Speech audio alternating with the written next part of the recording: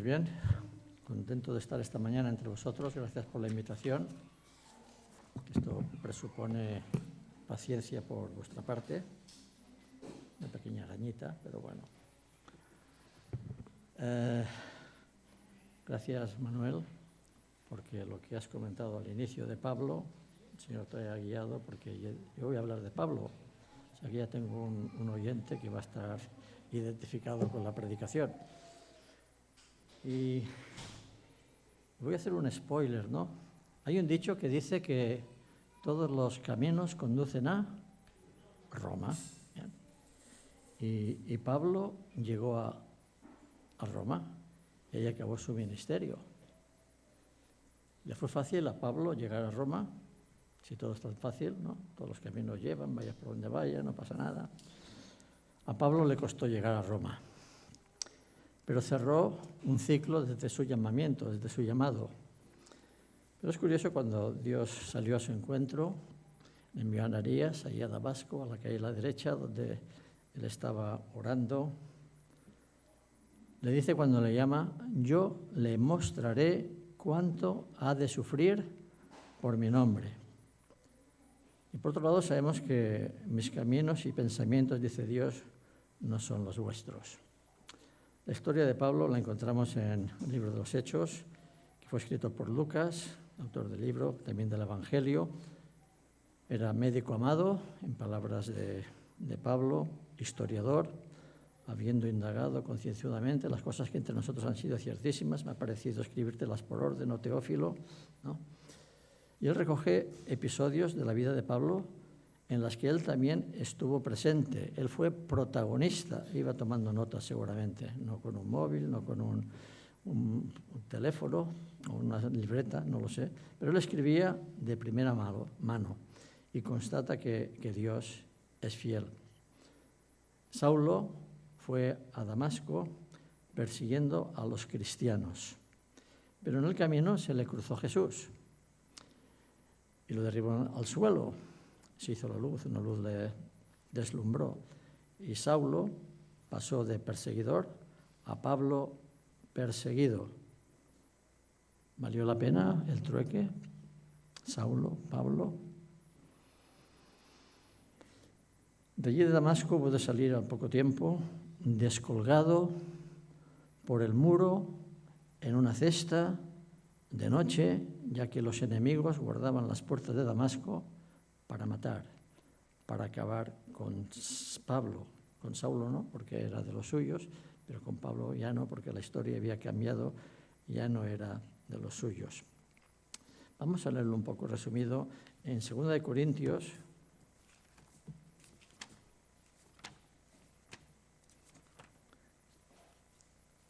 capítulo 11, empezando en el versículo 22. Él está explicando un poco lo que ha sido su vida y defendiendo también su llamado, su ministerio. Dice: ellos son hebreos, yo también. Son israelitas, yo también. Son descendientes de Abraham, también yo. Son ministros de Cristo, como si estuviera loco hablo, ¿no? Pero yo más. En trabajos más abundantes. Fijaros qué currículo. En azotes, no una azotaina de una madre a un hijo, sino con látigos. En azotes sin número, perdió la cuenta. En cárceles, ni te cuento más. En peligro de muerte, muchas veces. De los judíos, 5 veces he recibido 40 azotes menos uno. Este menos uno era una gracia, porque podía ser el que podía causar la muerte.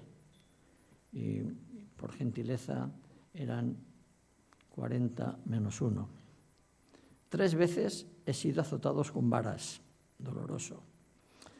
1 vez apedreado, como Esteban. 3 veces he padecido naufragio. 1 noche y 1 día he estado como náufrago en alta mar, como las pateras hoy en día. En caminos, muchas veces, ni os cuento. Peligros de ríos, peligros de ladrones, peligros de los de mi nación, peligros de los gentiles, peligros en la ciudad, peligros en el desierto, peligros en el mar, peligros entre falsos hermanos. A ver, Lucas, Pablo, si nos dice dónde no has tenido peligros, hubiéramos acabado antes, ¿no? En trabajo y fatiga, en muchos desvelos, en hambre, en sed, en muchos ayunos, en frío, en desnudez. Y además de otras cosas, lo que sobre mí se agolpa cada día, la preocupación por todas las iglesias. No tenía un salvoconducto, ¿no? ¿Quién enferma y yo no enfermo? ¿A quién se le hace tropezar y yo no me indigno? Si es necesario gloriarse, me gloriaré en lo que es mi debilidad. El Dios y Padre de nuestro Señor Jesucristo, quien es bendito por los siglos, sabe que no miento. Esto es verdad, esto es lo que he contado. En Damasco, donde hacía referencia anteriormente, el gobernador de la provincia del rey Aretas guardaba la ciudad de los damascenos de Damasco para prenderme, que pronto había llegado a oídos de la autoridad el cambio sufrido en su persona, en su fe, en su comportamiento. Y fui descolgado del muro en un canasto por una ventana y escapé de sus manos. Que pronto empezó a sufrir eso. Yo le mostraré cuánto le es necesario padecer por mi nombre. Siempre me ha llamado la atención esta escena inicial de Saulo Pablo. Los que bajaban a Saulo Pablo por las almenas de la ciudad, ¿sabían quién era Pablo? ¿Sabían lo que llegaría a ser a Pablo? ¿Cuántas veces tenemos a Saulos así en nuestras cestas y no sabemos cuidarlos, protegerlos, encaminarlos? Tuvieron que hacerlo con sigilo, unidos, buscar una cuerda lo suficientemente resistente y una cesta que pudiera soportar el peso de Saulo Pablo. Pero sí fue en su origen y también, como ha explicado, en todo su ministerio. Pero Dios tenía un plan y un propósito para Pablo, quien llegaría a ser el apóstol de los gentiles. Y también Dios tiene un propósito con todos y cada uno de nosotros. ¿Lo sabes? ¿Cuál es? De Pablo se dijo, va a llevar el evangelio ante autoridades, que he llamado personas importantes, personas con mando, con poder. Va a llevar el evangelio a las autoridades, a los nobles, a los reyes. Esto va subiendo ya de nivel, ¿no? Y él fue a dar testimonio ante las autoridades, ante los nobles y ante los reyes, pero no lo hizo con un séquito, con una pompa, con un boato, sino cargado de cadenas. Y también llegó ante la máxima autoridad terrena en la tierra, el César, Imperio Romano, Mare Nostrum, todos los caminos conducen a Roma, etcétera, etcétera. Pues hasta él llegó el evangelio. Y hubo resultados de su ministerio, conversiones en la casa del César. Así lo recoge en una epístola al despedirse. Dios le mostró cuánto le era necesario sufrir por su nombre, pero no sufrió solo. Pablo, haciendo balance de tu vida, ¿valió la pena todo esto? Lo tenía por pérdida por el conocimiento de Cristo. Dios cumplió su palabra. Dios es fiel, Dios cumple su palabra, sus propósitos en nosotros. Había una pequeña cosa. A ver, Señor, mira, yo tengo un aguijón en la carne. Algunos creen que fue de su encuentro con Jesús en el camino a Damasco, una luz que le cegó, entró ciego en Damasco y siempre tuvo una enfermedad en los ojos y no podía ver bien. A ver, Señor, si te he de servir de estas formas tan terribles, tan complicadas, tan peligrosas, quítame el aguijón de la carne, te serviré mejor, mucho mejor. 3 veces pidió Pablo al Señor, quítame, por favor, el aguijón de la carne, basta. No me hagas más esta petición. Mi poder, dice Dios, se potencia, se manifiesta en tu debilidad. Por tanto, más bien me gozaré en mis debilidades para que repose sobre mí el poder de Cristo. En cierta ocasión, en todos sus sufrimientos y persecuciones, hubo un grupo de personas que se conjugaron, se confabularon en que no iban a comer, ni a beber, ni probar bocado hasta dar muerte a Pablo. si cumplieron su promesa, se morirían. Porque a pesar de todo esto había uno que velaba por Pablo en toda ocasión, lugar y circunstancia. ¿Cómo llegó Pablo a Roma?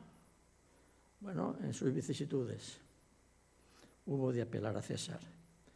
Pablo, Saulo, era ciudadano romano también, y a la vista de cómo le trataban injustamente los de su nación, pues apeló a César. Es mi derecho, soy ciudadano romano. Y le dijeron, ¿a César has apelado?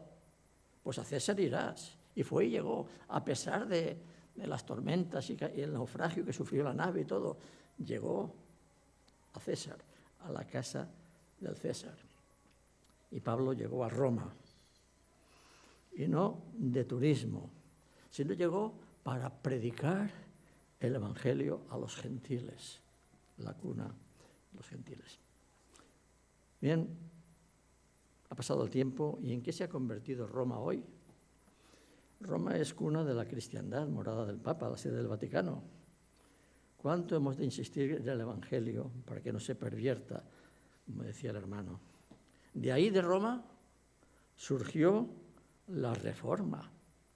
Lutero, un monje, estando en Roma, viendo todo aquello, viendo las indulgencias, viendo cómo con dinero compraban un cachito de cielo y sonaba, cuando suena la moneda en el arca o tal, un alma sale del purgatorio. Viendo todo aquello, se le removió las entrañas a Lutero y se fue para su tierra y clavó las 95 tesis en la catedral. Surgió la Reforma. Era el año 1500 aproximadamente. También el nacimiento de la imprenta. Mi hermano, no hay casualidades, hay causalidades. Dios está al control y todo lo que ocurre tiene una finalidad. Y lo que ahora no entendemos o no vemos o no comprendemos, lo entenderemos después. Nació la imprenta que facilitó el poder imprimir la escritura, la palabra escrita y poderse difundir con más facilidad. La Reforma en Europa. Pero en España, en nuestro país, querido país, ante la Reforma surgió la Contrarreforma, que eso va a afectarnos a nosotros. Dios nos guarde, no, estamos nosotros. De aquí salió la Santa Inquisición, persiguiendo a sangre y fuego a los herejes, a los que abrazaban esa doctrina luterana. Era un diablo Lutero. Éramos más papistas que el Papa, éramos la reserva espiritual de Occidente, y aún sigue siendo así hoy en nuestro país. La religión oficial de un país laico, que no tiene religión, pero sí tienen privilegios. En aquellos tiempos surgieron las hogueras, las persecuciones, los creyentes despojados de sus bienes, calumniados. ¿Cuánto se ha sufrido por el Evangelio en nuestro país para que llegara a nosotros en el día de hoy? ¿Os suena la Armada Invencible? Felipe II queriendo atajar esta corriente de maldad, de peligro que apoderaba la cristiandad, armó una armada que dice, esta ni Dios la hunde, una armada invencible para combatir esta doctrina que estaba saliendo en los Países Bajos y en el Reino Unido y demás. Pero salió a su encuentro una tormenta y la armada invencible fue vencible, fue hundible, se hundió. Hundir la flota, no hay un juego en el día de hoy. Dice, ¿y cómo le diremos a Felipe II que esta armada ha tratado y ha construido con tanto celo, con tanto esfuerzo, no ha servido para nada, se ha hundido? De ahí surge otra frase histórica que perdura hasta el día de hoy. Yo no envié mis naves a luchar contra los elementos. Dios lo ha querido así, ¿no? Aquí viene todo esto, he dado un pequeño rodeo, porque España, Argentona, necesita el Evangelio, el auténtico Evangelio, el genuino Evangelio, no el Evangelio de un ángel que viniera del cielo y predicara otra cosa, el auténtico Evangelio. Y para eso nos tiene aquí. Retomemos la historia con nuestro amigo Pablo. En el versículo 15 de Hechos 28, cuando Pablo, por fin, después de las vicisitudes del camino, llega a Roma, dice que los creyentes allí lo sabían, se enteraron y salieron a recibirle. Oyendo de nosotros los hermanos, salieron a recibirnos hasta el foro de Apio y a las 3 tabernas, lugar de encuentro. Y al verlos, Pablo dio gracias a Dios por los hermanos y cobró aliento. Al final de su vida, de su trayectoria, de su ministerio, de sus sufrimientos, cuando llega a Roma, y ahí va a acabar su vida, los hermanos de allí le fueron de consuelo, de estímulo, confortaron su alma. Y Pablo dio gracias a Dios por los hermanos y cobró aliento para la última etapa de su vida encarcelado en Roma. Los hermanos tuvieron mucho que ver. ¿Somos de aliento para otros hermanos? ¿O somos de desaliento para otros hermanos? Versículo 17. Aconteció que 3 días después, ya en Roma, y Pablo convocó a los principales de los judíos, las autoridades, a los cuales luego que estuvieron reunidos les dijo: yo, varones, hermanos, no habiendo hecho nada contra el pueblo ni contra las costumbres de nuestros padres, he sido entregado preso desde Jerusalén en manos de los romanos, los cuales, habiéndome examinado, me querían soltar, pero por no haber en mí ninguna causa de muerte. Pero poniéndose los judíos, me vi obligado a apelar a César, no porque tenga de qué acusar a mi nación. Así que por esta causa os he llamado, para veros y hablaros, porque por la esperanza de Israel estoy sujeto con esta cadena.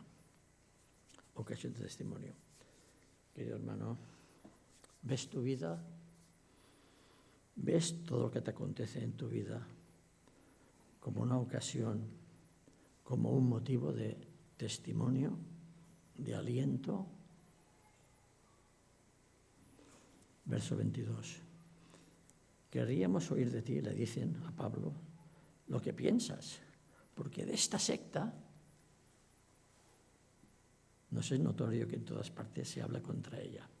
El Evangelio nunca ha sido favorecido, siempre ha sido desplazado, rechazado, despreciado. Ocasión de testimonio. Nos dice Judas, en el versículo 3, contended por la fe que ha sido una vez dada a los santos. Y nos toca a nosotros, en este tiempo, en esta ciudad, en estas circunstancias, en estos tiempos difíciles, que lo son, ¿para qué negarlos? Contender por la fe. Es curioso, y no es curioso, no, es que no hay casualidades. A Pablo se le deja en una posada una deferencia hacia él. Habiéndosele señalado un día, vinieron a él muchos a la posada, a los cuales les declaraba y les testificaba el reino de Dios desde la mañana hasta la tarde, persuadiéndoles acerca de Jesús, tanto por la ley de Moisés como por los profetas. A ver, si a Pablo en Roma le meten en la cárcel, le meten en una celda, esposado solo, a los que hubiera llegado máximo, a los compañeros de celda, a los compañeros de comedor, si es que comían juntos, se le permite estar en una posada abierta y dispuesto todo el día para recibir, para escuchar, para participar. Qué grande es Dios, qué visión la de Dios. ¿Quién le va a decir por qué haces esto así? Los planes de Dios, que no son los nuestros. Testificaba desde la mañana a la tarde. Queridos hermanos, tú y yo somos cartas vivas, leídas y conocidas por todos los hombres, tanto por la mañana como por la tarde. ¿Qué ven en nuestras vidas los que nos rodean? Dice la palabra, bueno, no dice la palabra, pero digo yo, prediquemos la palabra. Y si es necesario, usemos palabras. Que en nuestra vida somos cartas leídas, sabidas, conocidas por todos los hombres. Y en algún momento tengamos que dar alguna aclaración de viva voz. Jesús nos da ejemplo de su conocimiento de la palabra. Desde la ley de Moisés y pasando por los profetas, les explicaba en toda la escritura lo que de él decían. Esto ocurrió después de su resurrección a unos discípulos que iban hacia su casa, desanimados, desesperados, desalentados. Es que tú eres el único forastero de Jerusalén, que no sabes las cosas que entre nosotros han ocurrido, que han sido ciertísimas, como a Jesús de Nazaret. Lo tomaron, lo crucificaron,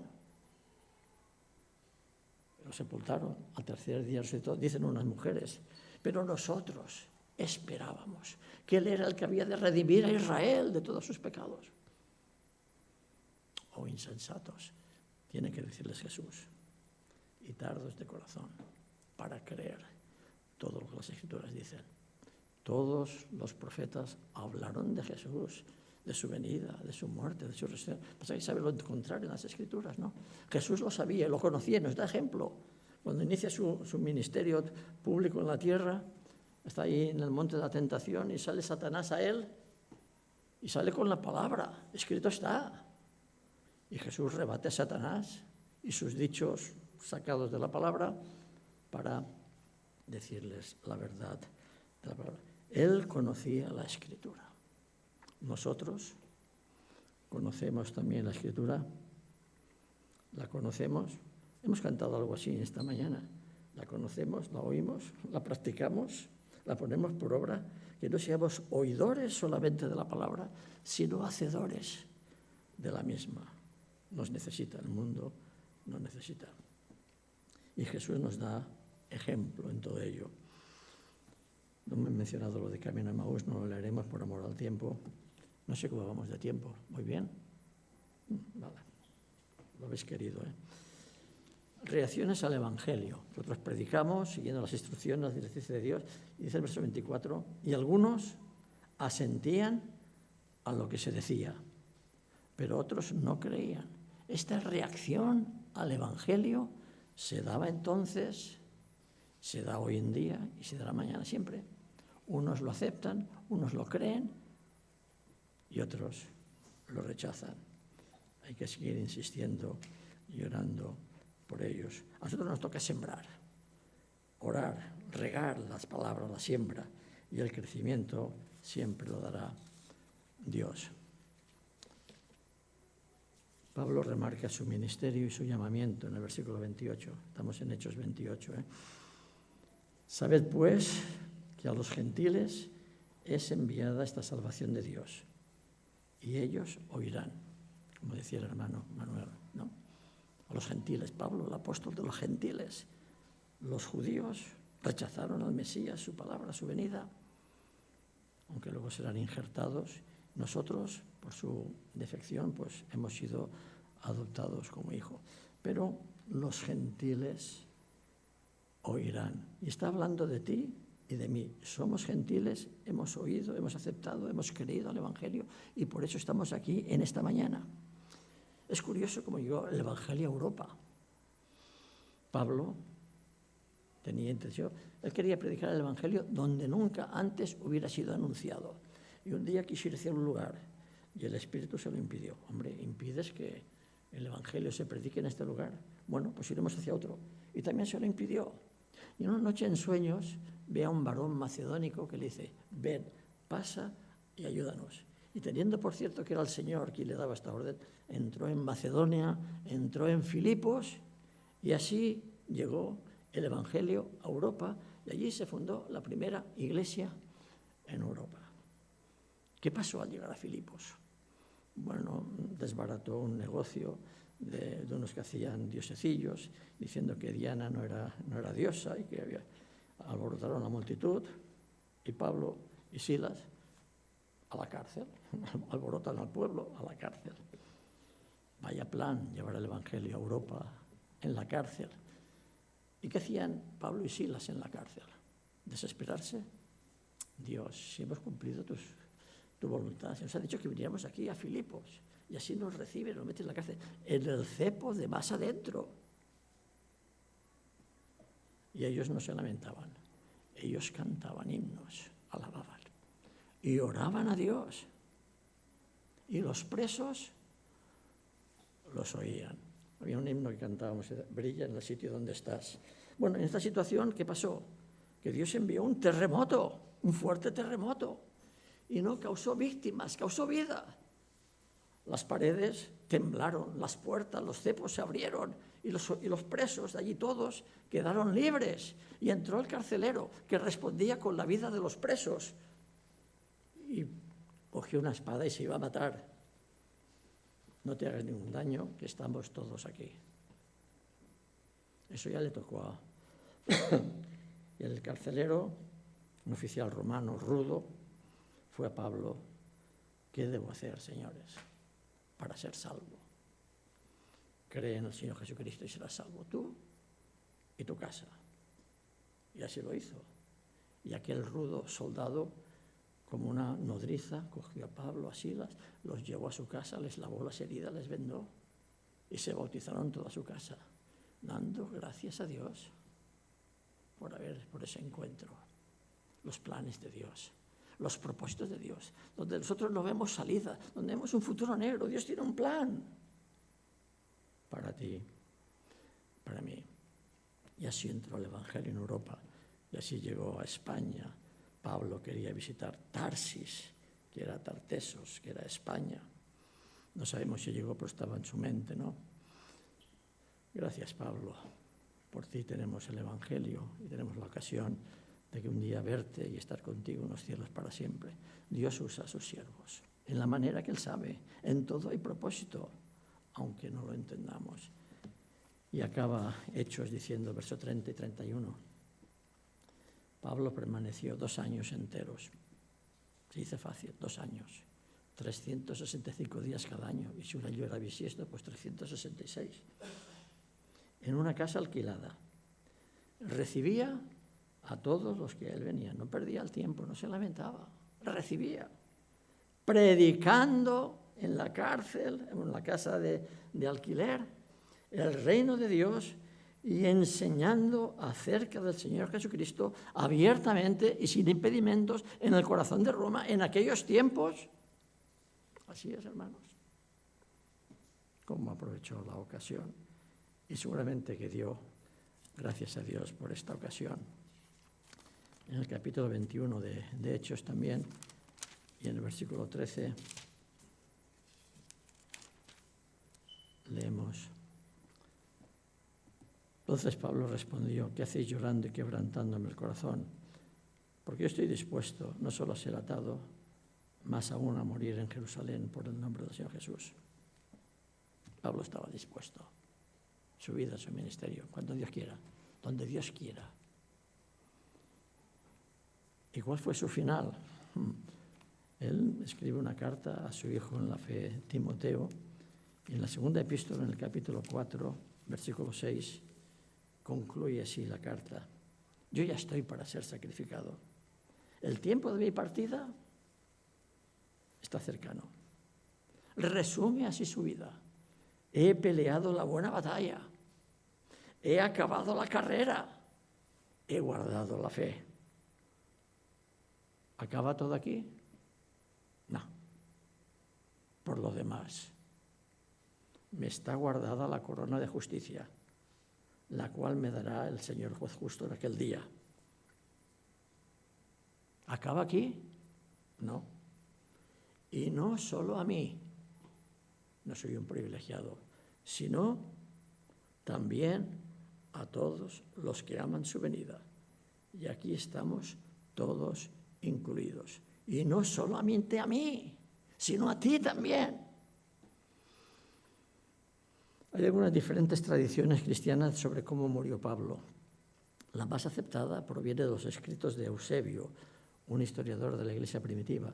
Eusebio afirmó que Pablo fue decapitado por orden del emperador romano Nerón o uno de sus subordinados. Y el martirio de Pablo ocurrió poco después de que gran parte de Roma se incendiara en un fuego, del cual Nerón fue culpable y culpó a los cristianos de incendiar Roma. Es posible que Pedro también fuera martirizado al mismo tiempo durante este periodo de persecución temprana de los cristianos. Y la tradición es que Pedro fue crucificado boca abajo y que Pablo fue decapitado debido al hecho de que Pablo era un ciudadano romano y los ciudadanos romanos normalmente estaban exentos de la crucifixión. La precisión de esta tradición es imposible de medir y nuevamente la Biblia no registra cómo murió Pablo. Por lo tanto, no hay forma de estar seguro sobre las circunstancias de su muerte, pero por todas las señales, él murió por su fe. Estamos dispuestos a dar nuestra vida por fe, por el Señor. Que Él nos bendiga. Él nos dice, hermano, ahora en este tiempo, en estas circunstancias, habla y no calles. Yo tengo mucho pueblo en esta ciudad.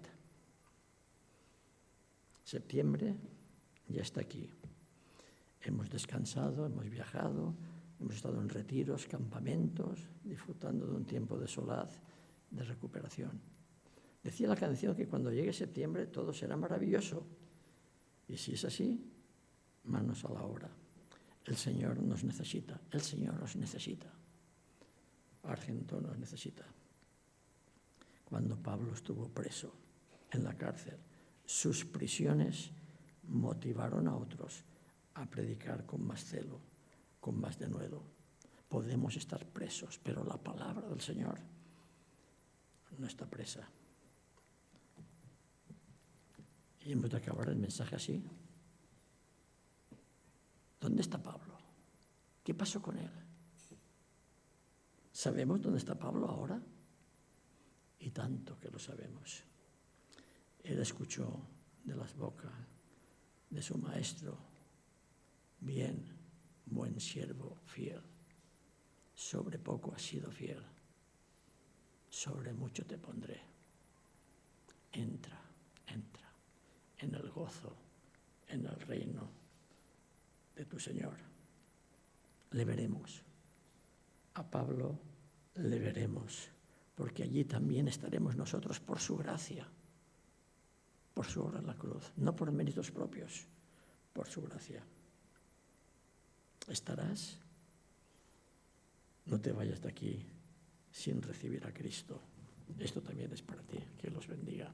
Amén.